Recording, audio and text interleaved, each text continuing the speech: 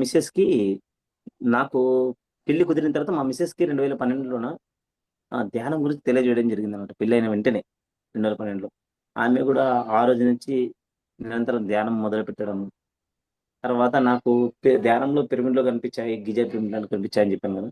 ఆ పిరమిడ్‌లు కనిపించిన తర్వాత నాకు ఒక కోరిక ఏం కలిగిందంటే, మన ఇంటి మీద గూడా పిరమిడ్ నిర్మాణం చేద్దాము అన్న ఆలోచన మొదలైంది.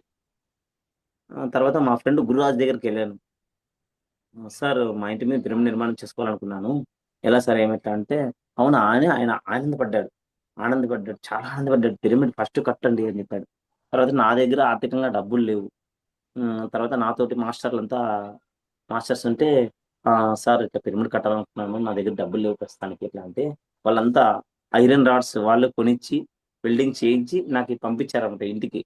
ఆ పిరమిడు యాంగిల్ తీసుకొనొచ్చేటప్పుడు కుండపోత వర్షం. హుహు. భయంకరమైన వర్షం. ప్రకృతి స్వాగతం పలుకుతున్నట్టు ఈ ఏరియాకి అనిపించింది. తర్వాత